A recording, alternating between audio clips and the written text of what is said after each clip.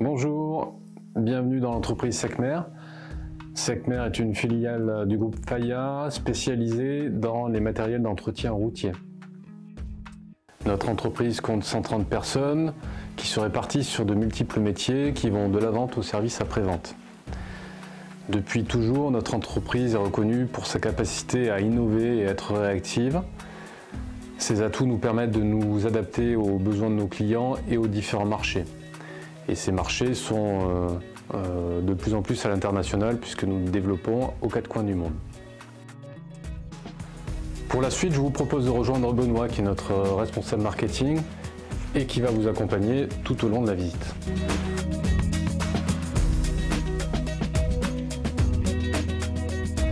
Bonjour, bienvenue. Écoutez, vous avez eu le plaisir de rencontrer notre directeur Frédéric Campagne. Moi, en ce qui me concerne, je vais avoir le plaisir de vous accompagner pour réaliser cette première visite virtuelle de nos locaux. Alors là, on est sur le site principal de Secmer. On a d'autres entités de par le monde.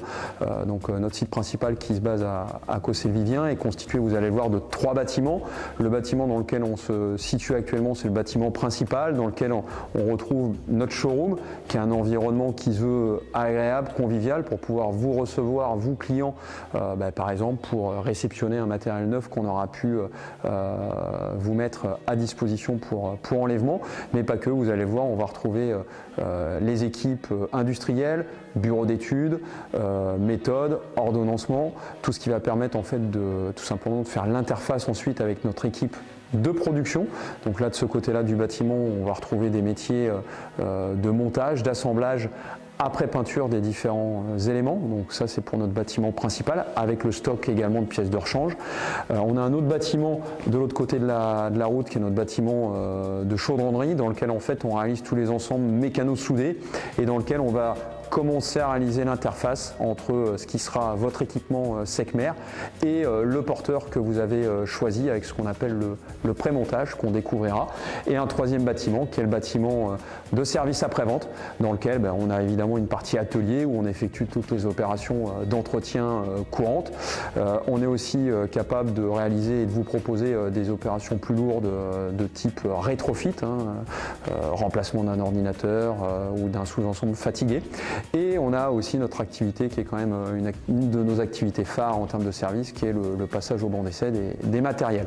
Voilà, donc là, la particularité de la visite et ce qu'on a vraiment voulu faire, c'est de vous faire rencontrer les hommes et les femmes qui composent nos équipes, parce qu'on est une entreprise à taille humaine.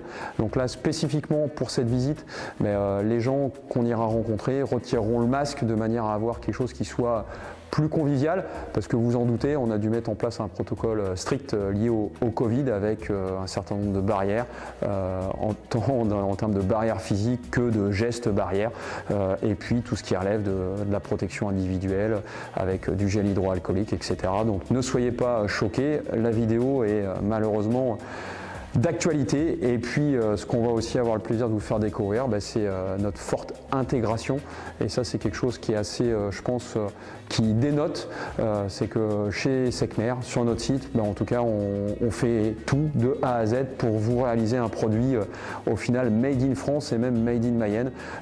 Encore une fois, on est capable de vous fabriquer un ensemble mécano-soudé et de vous faire un développement informatique de manière à avoir une machine ultra précise et réactive. Donc on va retrouver tous ces différents métiers au cours de la visite.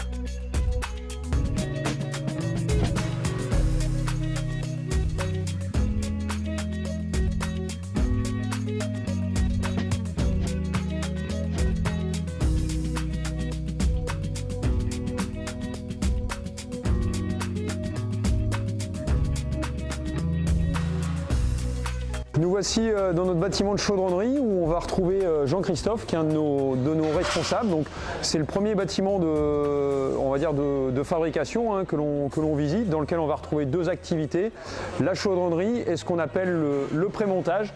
Jean-Christophe va nous expliquer tout ça en détail. Salut Jean-Christophe. Bonjour à tous, bienvenue chez Secmer et plus particulièrement dans l'atelier de chaudronnerie et de peinture. L'atelier de chaudronnerie donc, est composé d'un débuteur, d'un plieur, d'un cariste, de 25 soudeurs chaudronniers avec une équipe de 7 à 8 intérimaires en fonction de la charge, ainsi que 3 apprentis. Donc sur nos matériels, toute la chaudronnerie est faite en interne, excepté l'ébène. Alors pourquoi l'ébène? Tout simplement parce que c'est une pièce qui est assez simple à fabriquer, qui a beaucoup de sous-traitants et que ça nécessite énormément de place. Donc nous, on a préféré s'orienter vers des éléments un peu plus techniques, comme les rampes, les gravillonneurs, les carrossages, les faux châssis et les cuves. D'accord. Donc on va commencer par l'atelier des citernes, composé de 2 personnes et on fabrique grosso modo 60 à 70 citernes par an. Ok, super. Allez, on y va.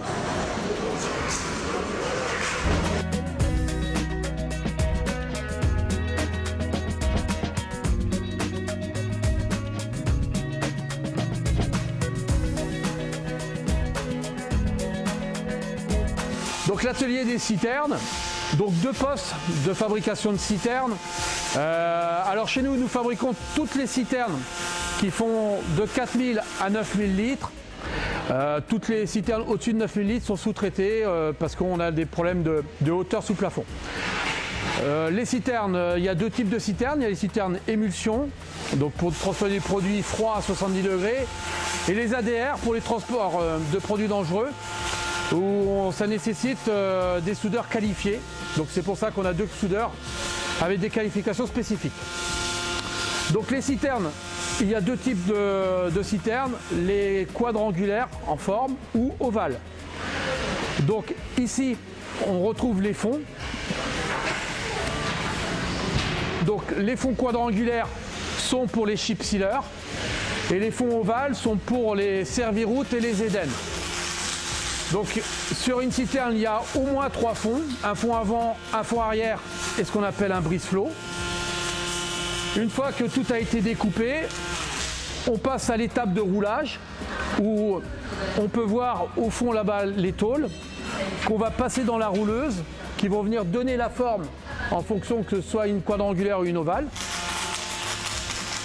Et ensuite, on arrive à l'étape d'assemblage. Donc on vient assembler les deux fonds debout, le brise-flot, le tube foyer, les berceaux, les piquages. Et une fois que tout ceci est terminé, on passe à l'étape de contrôle d'étanchéité. Donc on a une citerne de 12 mètres cubes. Donc on remplit la citerne, on la met en pression à 0,4 bar, on ferme et voilà, on vérifie que tout est étanche. Donc normalement tout est étanche. Ensuite on vient poser les crénerines qui vont recevoir le calorifuge. Et dans le cas d'une citerne ADR aussi, il y a des contrôles particuliers? Voilà, donc dans le cas d'une citerne ADR, l'organisme qui est le Bureau Veritas vient chez nous pour contrôler la citerne. On fait aussi des radios avec la société Teneo qui vient radiographier l'ensemble des soudures de la citerne. Qui permet d'attester du bonne réalisation de la citerne. Voilà. D'accord. À partir de ça, on a un procès verbal, ce qui nous permet de continuer la fabrication du matériel. Tant qu'on n'a pas ce document, le matériel ne peut pas continuer. Et donc au niveau de la capacité des cuves, on ajuste la capacité par le nombre de viroles? Voilà, exactement. Donc lorsqu'il n'y a qu'une seule virole, on va jusqu'à 6000 litres. Au-dessus de 6000 litres, on vient rajouter une deuxième virole. Voilà, voilà, qu'on roule, qu'on vient mettre en bout à bout, jusqu'à 9000 litres. D'accord, ok. Le prochain îlot que l'on va avoir, c'est l'atelier carrossage alu. Eh bien super, allez on y va.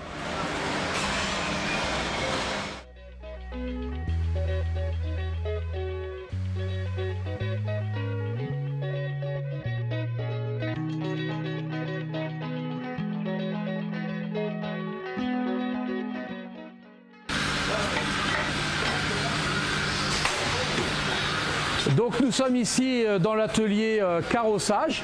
Alors carrossage en alu. Pourquoi l'alu? Pour le gain de poids et pour l'esthétisme. Donc ici sont fabriquées donc, les pièces du carrossage, les modules arrière, toutes les pièces qui sont en cabine, sur lesquelles on a besoin d'avoir une finition irréprochable. D'accord? Donc là actuellement Michael, donc il a reçu tout un ensemble de pièces laser qui ont été pliées. Et voilà, il est en train de fabriquer des châssis en aluminium pour des lances hot dog qui vont être ensuite dans l'atelier de montage. D'accord. Donc pour réaliser cet ensemble de pièces, Michael s'aide d'un séquenceur qui lui permet d'ordonnancer toute sa charge pour que dans les ateliers suivants, on puisse avoir les pièces en temps et en heure. Ça, c'est des séquenceurs qui ont été mis en place suite à une démarche Lean, c'est ça? Exactement. Donc on a un séquenceur que vous verrez plus tard, qui on va dire être le séquenceur maître. Et ça c'est voilà, c'est plus un séquenceur on va dire esclave qui va servir à Michael pour que lorsque là-bas il commence, ils aient tout pour produire. Voilà. Donc l'objectif donc c'est éviter en fait les temps morts et optimiser les flux. Voilà, et les éventuelles ruptures. D'accord, bah, de toute façon on en reverra certainement d'autres au cours de la vidéo. Eh bien voilà, et donc on va aller maintenant dans l'atelier gravillonneur. Ok, eh ben, c'est parti, on y va.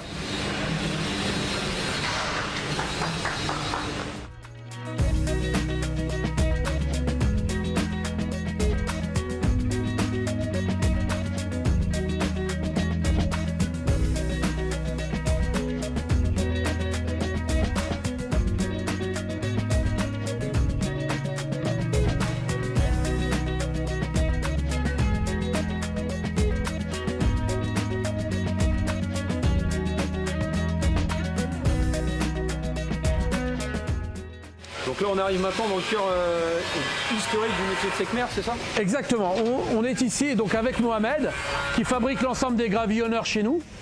Donc là c'est un gravillonneur télescopique qui a un assemblage en autopositionnement, donc ce sont des tourneaux Mertez qui se rentrent l'un dans l'autre, qui permettent de positionner les pièces. Il a juste à faire ses équerrages et à souder. D'accord. Voilà. Et puis on a d'autres pièces comme celle-ci, celle que vous connaissez tous, c'est la bavette, où là-dessus on va plus travailler sur des gabarits. Voilà. Donner la forme, le gabarit. Voilà, le gabarit qui va donner la forme, le galbe, et puis le positionnement de chaque couloir. D'accord? Ensuite, ces bavettes-là, elles vont sur ce deuxième type de gravillonneur. Là, on est plus sur le gravillonneur historique Seckmer. C'est le gravillonneur porté à l'arrière de la benne. Ce qu'on appelle maintenant un aréna. Voilà, ce qu'on appelle un aréna avec 14 trappes et un rouleau extracteur. L'ensemble de tous les gravillonneurs de tout type qui sont fabriqués à ce poste sont soumis à des contrôles. Donc on a des contrôles à l'aide de tablettes. Donc le contrôle est fait pour chaque gravillonneur par Mohamed. Et une fois que ce contrôle est fait, il est enregistré, envoyé sur les chaînes de montage. Les chaînes de montage récupèrent, continuent de remplir ces feuilles jusqu'à la livraison chez le client. Il faut le préciser, hein, le contrôle auquel Jean-Christophe tu fais référence, c'est un contrôle digital. Hein, tous les contrôles ont été digitalisés. Il n'y a plus de papier dans les ateliers, tout est informatisé. Voilà. De manière en fait à rendre encore plus strict le contrôle et plus rapide, sans gaspillage de papier. Quoi. Sans gaspillage et maîtriser notre traçabilité. D'accord. Ok, très bien. Donc l'atelier suivant, ce sera l'atelier des rampes, l'autre produit historique Seckmer. Allez, bon, on va découvrir ça, c'est parti.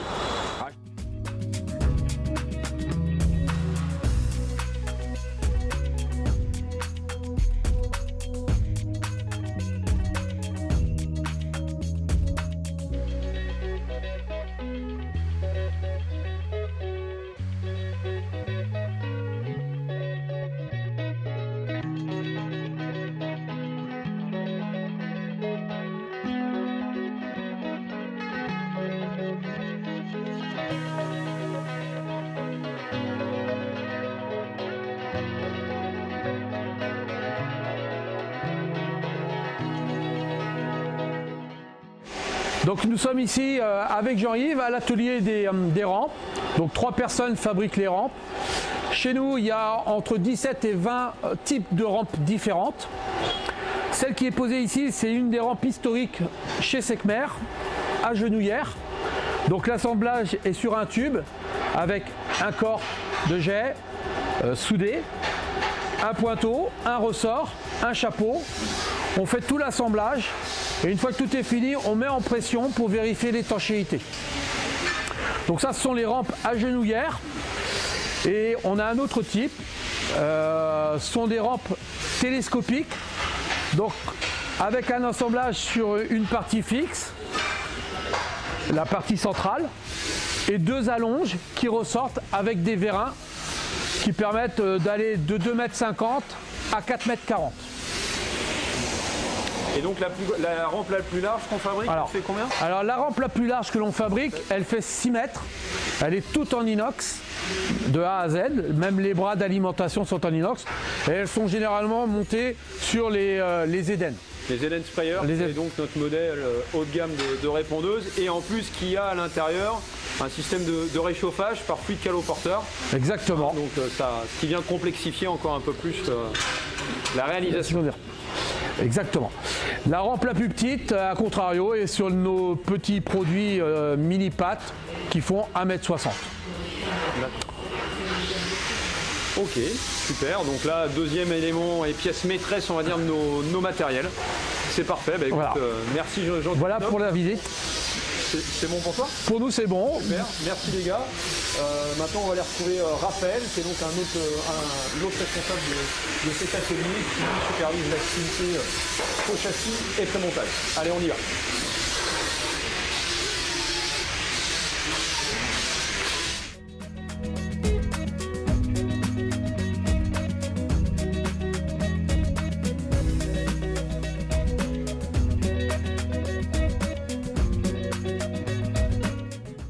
Nous voici maintenant avec Raphaël qui, comme je vous l'ai dit, supervise les activités de prémontage et de réalisation de faux châssis. Donc là, on est sur un des postes où il y a d'ailleurs Mickaël là, qui vient juste de finir un châssis, un faux châssis un petit peu particulier dont tu vas nous parler. Une berce. Allez, ok, ça marche. Donc dis-nous tout, à quoi ça sert, comment c'est fait. Déjà, globalement, sans rentrer dans les détails, notre faux châssis sert à réceptionner Ben avec l'axe là, jusqu'ici. Ensuite ici, réception de la cuve. D'accord. Support casquette. Vérin de Ben. D'accord. Et là donc du coup on est sur un système en IPN. Et ça permet quoi ça du coup IPN? Et en fait comme on est sur une empirole, c'est un camion avec le crochet qui vient reprendre la flèche. Les rouleaux roulent par terre, on lève, et une fois que c'est posé sur le faux châssis, on a un système de crapotage qui vient brider sur le porteur. D'accord. Donc même si on le précise, quand on dépose un équipement, il faut que l'équipement soit déposé à vide. Voilà. Donc pas de liant dedans et pas de gravillon, mais il faut ça. quand même que le faux châssis puisse supporter le poids de l'équipement. Voilà, c'est ça. Ok, d'accord. Et puis donc là, cette barre, Mickaël, il était en train de faire quoi? Là, c'est l'alignement de ces deux plots qui vont réceptionner la cuve. Donc là, en fait, il aligne comme il faut parce qu'on imagine bien que s'il y a un décalage, la cuve ne sera pas droite par rapport au châssis et on aura des problèmes au montage. D'accord. Donc là, au final, ce qu'on peut dire, c'est que chaque faux châssis en fait est spécifique. Oui. En fonction du type de porteur que vous choisissez en tant que client. Et puis en fonction du modèle de machine et des tailles de cuves et de bennes. Type de porteur à la demande du client. Si... les options clients, tout ça aussi. D'accord. Ok, bon super, belle pièce en tout cas Mickaël. Maintenant on va peut-être, avant de passer au prémontage, on passe devant les cabines de peinture. C'est ça. Donc, allez, très bien, on y va. Merci Mickaël. Suivez-moi. Ici nous arrivons dans la zone peinture.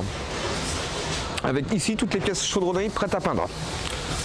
Des pièces plus importantes, des pièces qu'on accroche sur chariot. Donc nous avons deux salles. Une petite cabine pour les petites pièces sur chariot et derrière une cabine plus imposante pour les pièces comme le faux châssis que nous avons vu préalablement.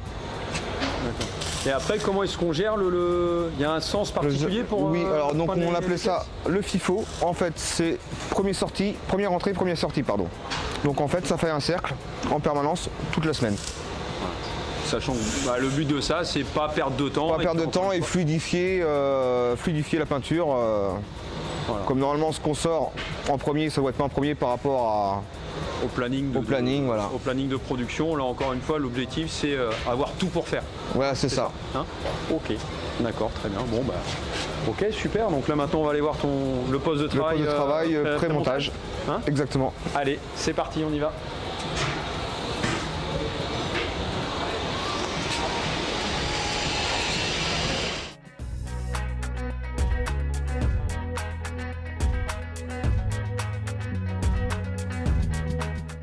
Donc ici nous arrivons au séquenceur pré-montage, ce qui va nous permettre d'ordonnancer sur 2 semaines de travail le tout pour faire pour pouvoir présenter sur les porteurs.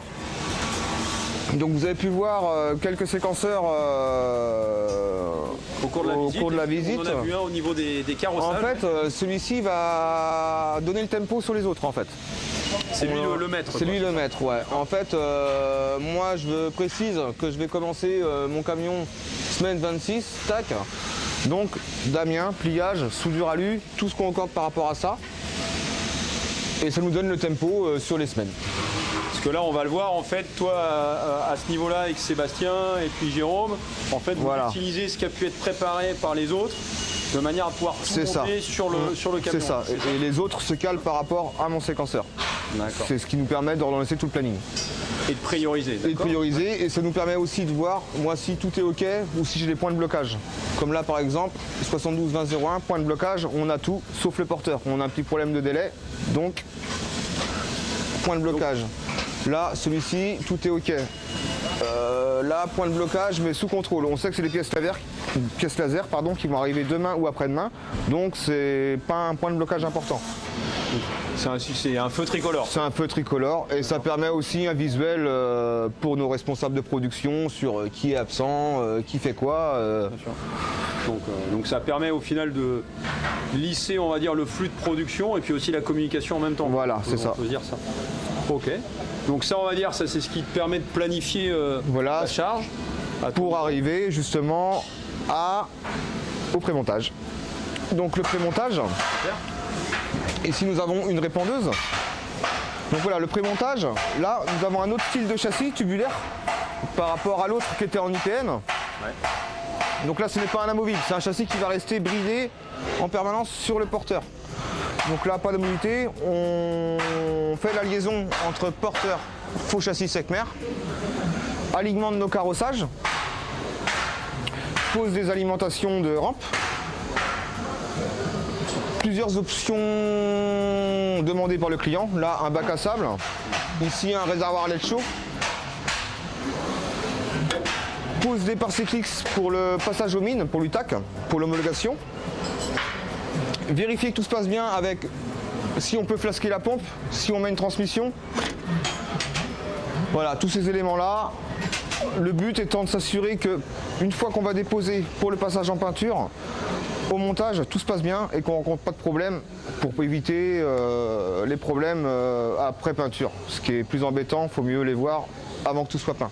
Donc là, on vient mettre en fait toute la partie inférieure de notre carrosserie, un maximum de choses dans l'empattement. C'est ça. Tout ce qui relève du carrossage bas. S'il y a besoin aussi, des fois, ça nous arrive d'ajuster la longueur aussi du porteur. Oui, oui. En fait, nous, on a toujours un plan. En fait, on a toujours un plan constructeur. On part de l'axe de l'essieu. En fait, après l'axe de l'essieu arrière, on a le droit de percer et couper. Donc nous, en fonction de la cote que nous donne le BE, on va soit rallonger le porteur, soit couper le porteur. De manière à avoir quelque chose. Voilà, et optimiser aussi par rapport à la répartition des charges au niveau du poids sur le camion.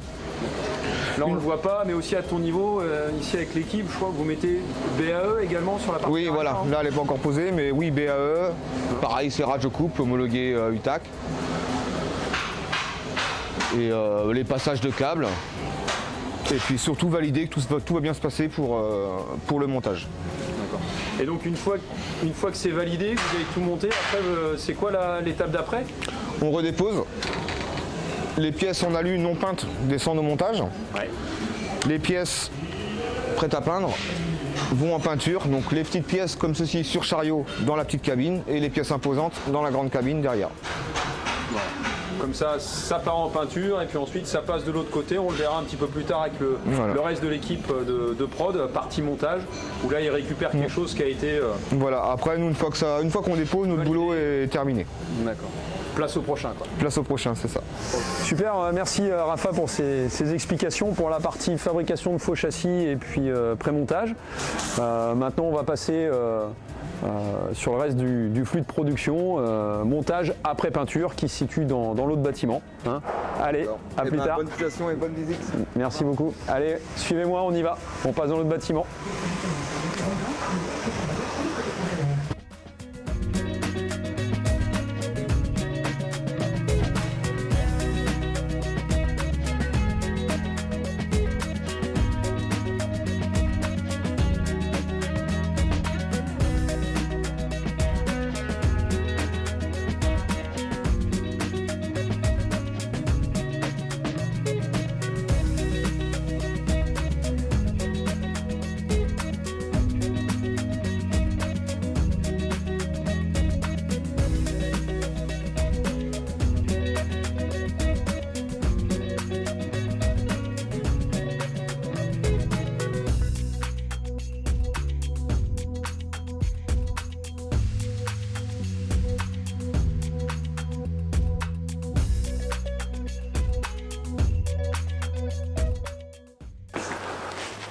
Avant de poursuivre votre visite en fait, de l'atelier de montage qui fait partie de l'activité de production, là on passe dans une autre partie administrative de l'entreprise où on retrouve l'administration des ventes, ici avec les bureaux d'Élise et puis de Bernadette.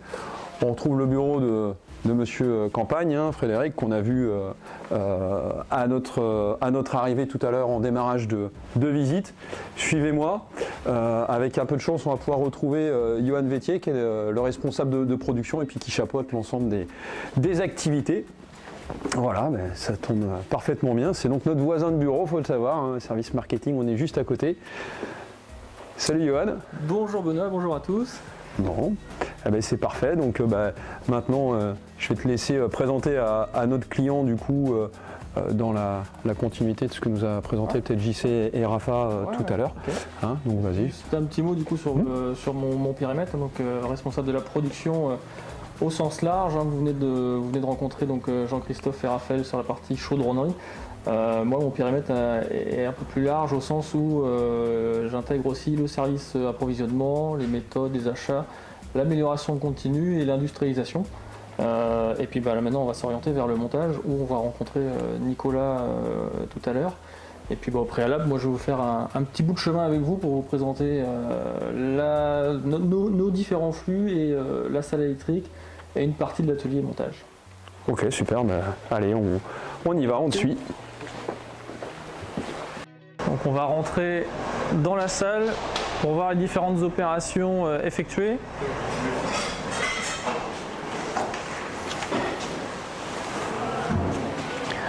Donc juste pour vous expliquer en termes de flux, vous avez vu tout à l'heure Raphaël au pré-montage et dans notre flux de production, il faut s'imaginer qu'au moment où on est en train de pré-monter le matériel en chaudronnerie, on est en train également de débuter la préparation électrique de nos équipements. En salle électrique, on va retrouver deux typologies d'activités. Alors au sein de la salle électrique, on a forcément des électriciens présents dans cette salle qui peuvent aussi être amenés à travailler au sein de l'atelier, on les retrouvera tout à l'heure. Donc l'activité qui est derrière moi, c'est l'activité du câblage des sous-ensembles électriques, c'est-à-dire plutôt un effet série, typologie de boîte de chauffe de nuit par exemple, ou des pupitres de commande. Voilà, ça va être des choses assez standards d'une affaire à une autre. Et on va plutôt le préparer en volume, en série. Et on va sur l'autre activité qui est plutôt l'activité à l'affaire. Donc on peut voir Yvan derrière moi qui est en train de câbler à l'affaire, des choses dédiées à l'équipement. Et donc là on a un exemple de chariot qui est terminé avec le mix des deux, une boîte D comme on l'appelle, qui est donc câblée et dédiée à l'affaire, des sous-ensembles standards que je viens d'évoquer tout à l'heure comme un pupitre. On va également retrouver les afficheurs dédiés à l'affaire, des joysticks les différents composants, les débits de câbles également dédiés à cette affaire. Voilà. La dernière activité de la salle électrique, ça va être le contrôle final avec un banc de test et donc tous nos sous-ensembles, que ce soit à l'affaire ou en série, sont testés systématiquement sur le banc de test afin de s'assurer qu'il n'y a aucune problématique. C'est-à-dire que si toutefois il pouvait y avoir un problème au sein de l'atelier, on s'assure en tout cas que ça ne vienne pas de la salle électrique. Allez, je vous propose d'aller voir maintenant l'atelier montage, où je vais pouvoir vous présenter nos différents modes de fonctionnement entre la préparation des sous-ensembles et le montage final. Donc il faut savoir qu'au sein de l'atelier, on va retrouver une vingtaine de collaborateurs, autant d'électriciens que de monteurs mécaniciens. Et donc dans cette première partie du bâtiment, on va retrouver donc le montage des gros sous-ensembles sur les équipements. Ce que je vous propose de vous présenter maintenant, c'est justement cette présentation du montage de ces sous-ensembles. Donc dans la philosophie de montage, là on a un exemple parfait. On a une cuve qui est terminée, on a un module arrière qui est pratiquement terminé. On est en train de préparer le faux châssis et je pense que demain matin on posera le faux châssis sur le porteur. Nicolas va revenir là-dessus tout à l'heure. Nicolas qui est le responsable de l'atelier montage. Et moi ce que je vous propose, c'est de vous présenter la partie plutôt de préparation des sous-ensembles. Allez, suivez-moi.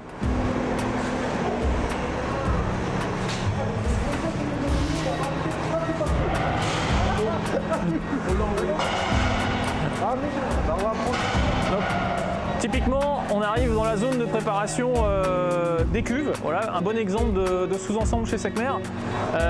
Et on a la chance d'avoir différentes étapes de montage. Donc là, on vient de rentrer une cuve. Voilà, on a regroupé les différents composants de cette cuve.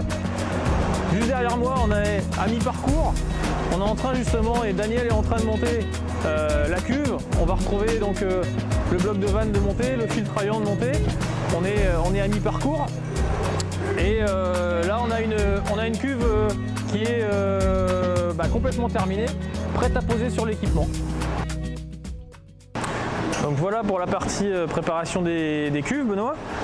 Tu peux peut-être du coup nous en profiter pour parler de la benne qui est ici. Oui, effectivement, parce que dans cette zone également, on est amené à préparer aussi un autre gros sous-ensemble que sont les bennes, hein, typiquement. Et là, on a derrière moi une benne tapis, justement. Donc voilà, on peut les préparer également en série, surtout en ce moment où là on a un enchaînement de 6 matériels pratiquement identiques. Donc on a eu un phénomène de série qu'on peut constater juste dehors là, effectivement. Et une fois que la benne du coup elle est préparée, vu que c'est un gros élément, on la ressort. Ah, on la ressort. Voilà, pour pas qu'elle nous gêne. Et en règle générale, il va se passer 2-3 jours et on va être en mesure de poser sur l'équipement. D'accord. Donc juste un petit mot avant de rejoindre l'équipe des gravillonneurs, là où je vais vous présenter la gamme Light Equipment. Là en fait on va retrouver dans cet emplacement toutes les pièces fabriquées en chaudronnerie en amont et peintes. Donc en fait voilà, elles arrivent. Le but encore une fois, c'est toujours que les pièces arrivent au bon endroit au bon moment pour être assemblées et suivre le planning de production. Voilà. De manière à avoir le fameux tout pour faire. Exactement, le fameux tout pour faire. Le fameux tout pour faire. Ok. Et donc là maintenant on va aller voir un sous-ensemble important qu'on n'a pas encore vu, c'est le gravillonneur. Voilà. Donc l'activité gravillonneur chez Secmer, c'est une grosse activité historique, je crois. En plus, c'est très soutenu en ce moment. On est donc au mois de juin-juillet. Et en ce moment, donc voilà, on a 4 mécaniciens monteurs sur la partie gravillonneur. Donc je vous propose de rentrer dans l'atelier. L'activité gravillonneur, elle est aussi scindée en deux parties. Il y a une partie des gravillonneurs qui sont dédiés à l'activité de montage chez nous sur un birépandeur. Et l'autre activité est dédiée à une livraison directe chez un client, chez un beignier ou au SAV chez Secmer pour un montage par nos équipes Secmer. Donc ça, hein, c'est dans le cas, ce à quoi fait référence Johan, c'est le cas du gravillonneur porté sur benne, hein, qui est un des produits historiques Secmer et qui effectivement soit monté directement par le client ou localement chez un beignet ou parfois par notre équipe SAV. Et puis je pense que lors de la visite du bâtiment SAV, on devrait voir quelques montages en cours si je ne m'abuse. Exactement. Donc au sein de l'activité là, des gravillonneurs, pareil, ils ont aussi un séquenceur qui leur permet de savoir à quel moment ils doivent préparer les différents gravillonneurs. Alors là justement à côté de toi Benoît, on est sur des gravillonneurs télescopiques puisque à l'instant je viens de parler qu'on a enchaîné 6 berry-pendeurs télescopiques. Donc c'est pour ça que là vous voyez un petit phénomène de série avec des bacs télescopiques en cours de montage. Donc là, le séquenceur auquel fait référence Johan, c'est entre autres le séquenceur qu'on a pu voir aussi au niveau de Raphaël. Hein, donc la logique et l'organisation ligne pour avoir le tout pour faire, elle se décline vraiment à tous les niveaux Exactement. D'organisation de production. Quoi. Donc voilà, là les gars sont plutôt polyvalents, hein, ils savent faire les différents types de gravillonneurs. On a encore et toujours cette phase de préparation, donc juste derrière toi Benoît, on a plutôt des phases de préparation de petits sous-ensembles, de petites préparations avec des verres pneumatiques notamment, ou des petites bouteilles d'air, etc. Voilà, des préparations de sous-ensembles. Après on va voir le montage complet des différents modèles de gravillonneurs. L'ultime étape, comme à chaque fois, un contrôle final. Nicolas, je crois, va en parler tout à l'heure. Là, on a un système d'application sur une tablette où les gars, en fin de montage, ont un check complet de la machine à faire. Alors là, il y a peut-être une petite particularité qu'on peut dire en termes de contrôle et d'essai avant livraison pour un gravillonneur porté sur benne. Hein. Parce que lui c'est un matériel autonome, donc on a aussi une petite centrale hydraulique là, tout à fait, juste à côté, qui nous permet, même pour les équipements amovibles, de faire les mêmes essais que ce qu'on réalise sur les gros équipements. Quoi. Exactement. Hein, ok. Je vous propose de poursuivre. Ah ben on y va, c'est parti. On va poursuivre avec toujours cette gamme light chez Secmer. On va parler de Sepia, on va parler également de Mono 500. Suivez-moi.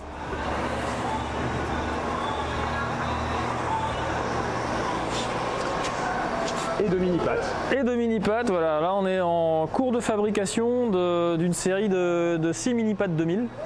Donc voilà, la première étape consiste à fabriquer le faux châssis, ce qu'est en train de faire Bernard. Et ensuite, voilà, la cuve est actuellement, enfin les cuves sont actuellement en opération de calorifuge.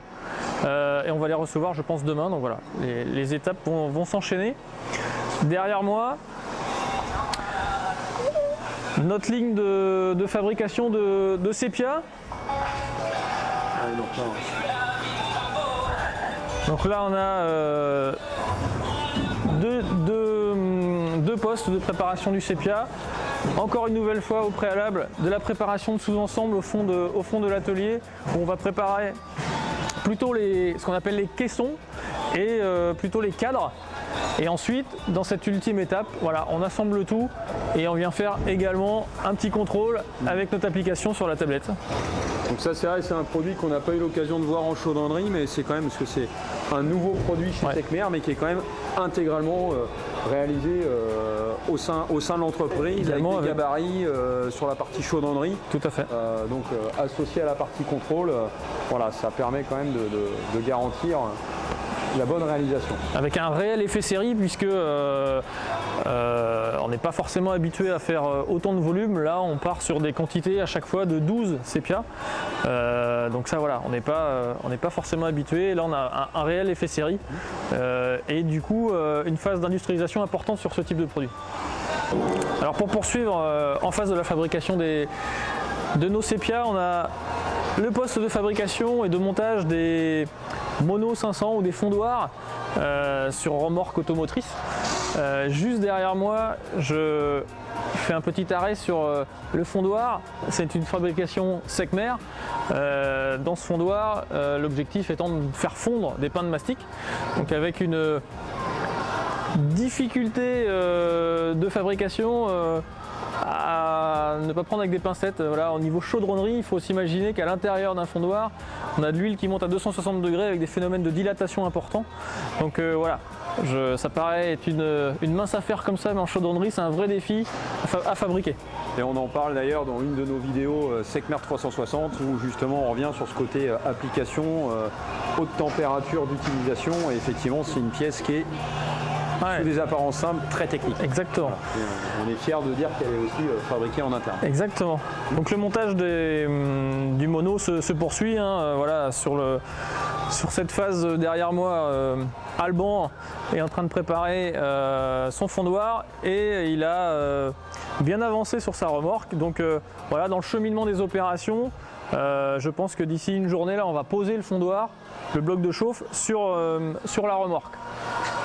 D'accord. Donc toujours la même philosophie. Sur cette remorque, on y passe à peu près entre 80 et 100 heures. Et la finalité à chaque fois, c'est des essais de chauffe sur ce type de matériel avec également une checklist de contrôle via notre application sur la tablette. Je ne vais pas le redire, on l'a dit déjà 3 fois. Super. Je poursuis? Non, je poursuis pas. Je sais pas ce qu'on dit. Non, mais je pense que là, on a quasiment une vue d'ensemble des sous-ensembles qui peuvent être réalisés, tantôt à l'affaire, tantôt en série. En tout cas, dans l'idée, je pense que nos clients ont bien compris que l'objectif, c'est d'avoir tout pour faire pour minimiser au final le temps de montage. C'est ça. L'objectif, c'est d'avoir aucun temps d'attente, voilà, avec cet aspect aussi d'ergonomie. C'est-à-dire que tout ce qu'on peut faire sans le camion, on essaye de le monter au préalable pour plusieurs aspects. Dès qu'on travaille sur le camion, on est en hauteur, c'est moins confortable. Et moi, j'aime à dire que moins le camion est présent dans l'atelier, moins on l'abîme aussi, puisque voilà, les camions sont fragiles malgré tout. Donc voilà, l'objectif étant de monter au préalable un maximum de composants et d'enchaîner après les opérations. Ok, très bien. Ben là, je pense qu'on va pouvoir certainement retrouver Nicolas, tout à fait. Responsable de l'activité de montage qui travaille dans tes équipes. Tout à fait. Merci Ivan. Approchez, voilà justement Nicolas, on parle de lui qui intervient juste après la préparation des sous-ensembles que tu nous as monté. Allez Nico, vas-y, on te passe la main. Ok, ça marche, bon, ça tombe bien que vous passiez à ce moment-là. Donc on a un camion qui est en début de montage. Donc là il y a une personne, il y a un électricien, bon il n'est pas là dessus, mais qui prépare les feux, ce qui a préparé ce porteur, la cabine.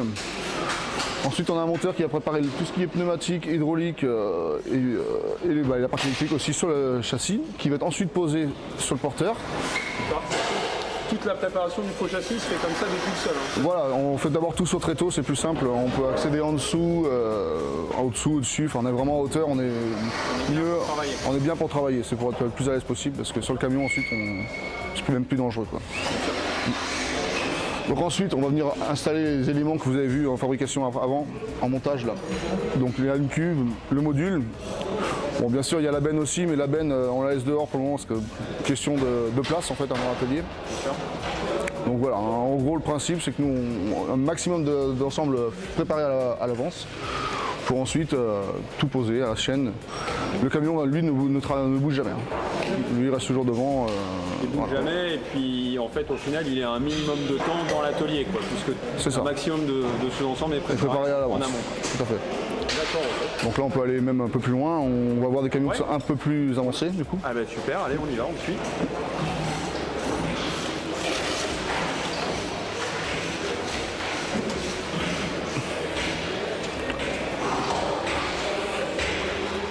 Donc voilà, bon exemple. Ils sont en train de poser le châssis sur le camion, du coup.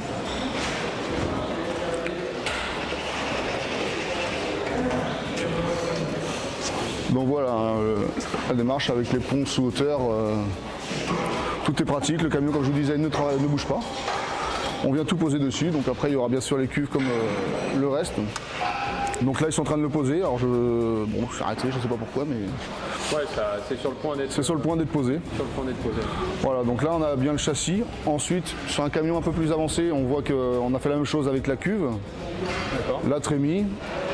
Avancez-vous peut-être. Vous pouvez regarder. Pour voir. Donc là on a fait la même chose avec les cuves. Donc trémie là. la rampe, les bacs, tout était préparé à l'avance. Donc c'est-à-dire qu'on vient juste relier les éléments ensemble. Ça, Mais effectivement, tout ce qui est bac trémis, on l'a vu un petit peu plus tôt au niveau de la préparation des gravionneurs. voilà, donc ensuite on vient tout raccorder jusqu'au montage final. Ensuite on peut aller voir, il y a une machine en essai. On fait tous les premiers essais à l'atelier. Une fois que tout a été câblé. Une fois que tout a été câblé, tout monté, donc on fait une première partie d'essai, les essais on va dire de base, les capteurs, les mouvements hydrauliques, les réglages hydrauliques. Ouais, pour vérifier que tout est bien piloté, que voilà. ça communique bien. Tout à fait. Ensuite on va aller voir une machine finie. Donc là c'est beaucoup plus avancé. La personne est déjà en essai. Donc on va aller voir ça. Donc voilà, là c'est un camion fini, je pense qu'il était fini ce matin. Donc la personne là, est en train de faire la mise en route électrique, on voit les feux allumés, tout. C'est-à-dire que la personne doit checker tout son camion. Donc là c'est l'électrique, mais il y a aussi l'hydraulique. Tout est fait sur la base de Kiseo. Là. Voilà, les personnes savent ce qu'elles ont à checker. Tant que tout n'est pas checké, la machine n'est pas validée. De toute façon, donc on ne la sort pas de l'atelier. On attend vraiment que tout soit prêt pour pouvoir ensuite la sortir et aller l'envoyer au banc d'essai, au contrôle qualité. Voilà. De toute manière, la machine elle reste maximum 15 jours dans l'atelier. Donc là, c'est une machine, celle-ci, une semaine et demie, hein, c'est pas les plus grosses machines, donc, puisque tout était assemblé avant, voilà, ça va quand même assez vite, relativement vite. Voilà, donc là, cette machine, demain, normalement, elle part au banc d'essai. Voilà. Donc voilà pour moi. Je pense que c'était parfaitement clair. Merci Nico. Maintenant, nous, on va pouvoir se rendre, comme l'a dit justement Nico, sur la partie finition, contrôle qualité. C'est vraiment la dernière étape indispensable pour pouvoir ensuite mettre à disposition le matériel à nos clients. Allez, on y va.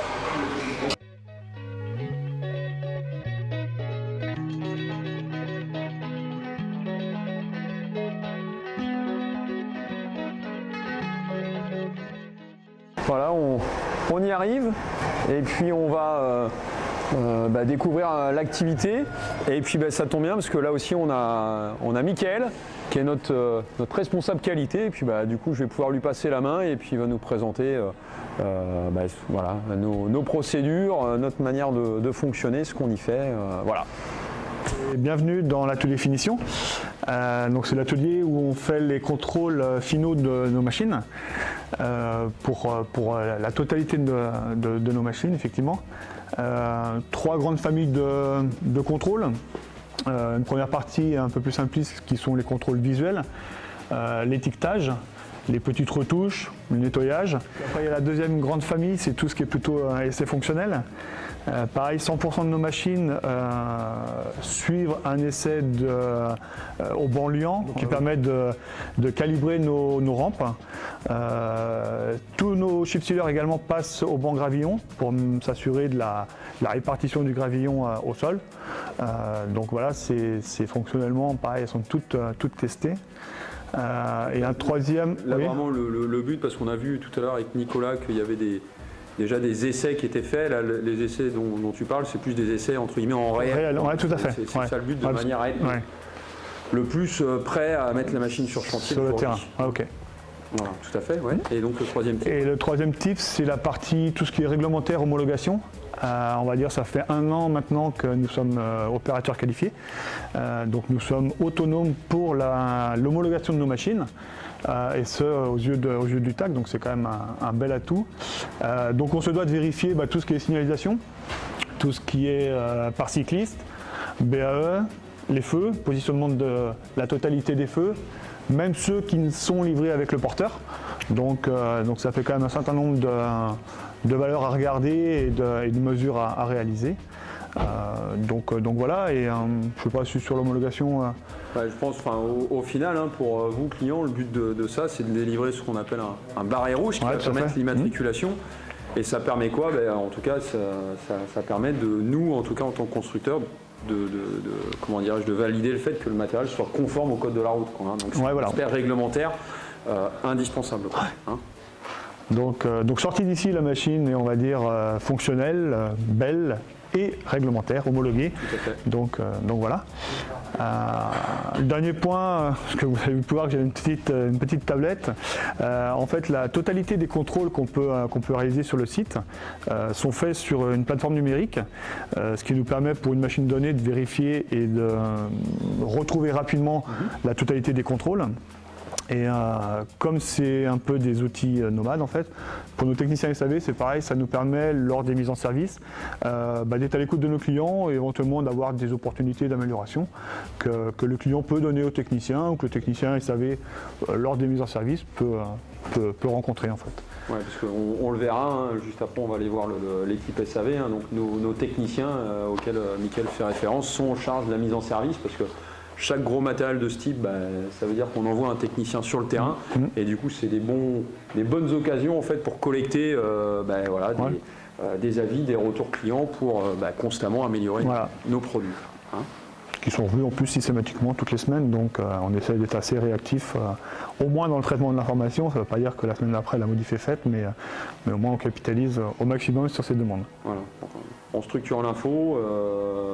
On hiérarchise en fait les priorités et puis ça on l'a vu dès la chaudronnerie jusqu'au contrôle final et même sur le terrain en SAV, on a quand même cet outil digital de rapport et de contrôle, donc voilà, c'est quand même un bel outil également. Très bien, mais je pense qu'on a... On a fait le tour, je pense. On a fait le tour.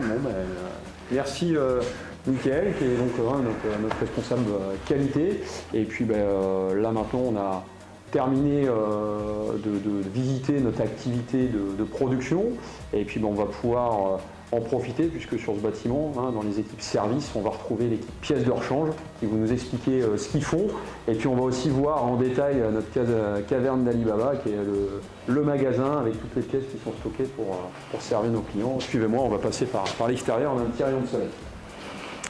Merci Mickaël. Bonne continuation. Merci.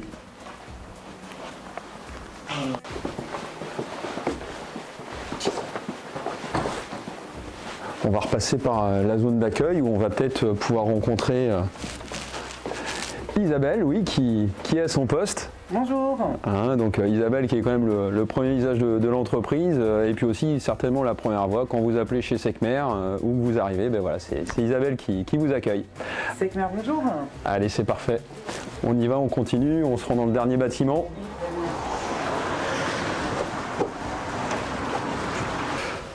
Bon, j'espère que cette visite et cette première vidéo Secmer Inside vous aura plu. C'était un plaisir pour nous en tout cas de vous faire découvrir Secmer de l'intérieur, pas seulement l'entreprise mais les gens qui la composent. En tout cas on va essayer d'agrémenter ce nouveau type de contenu Secmer Inside avec d'autres vidéos, d'autres photos pour vous faire découvrir véritablement nos équipes, pas seulement en Mayenne, mais sur notre site en Allemagne et de par le monde. Et puis écoutez, voilà, j'ai plus qu'à vous souhaiter un bon retour. Je crois que vous avez laissé votre véhicule au niveau du parking visiteur. Donc je vous dis à bientôt.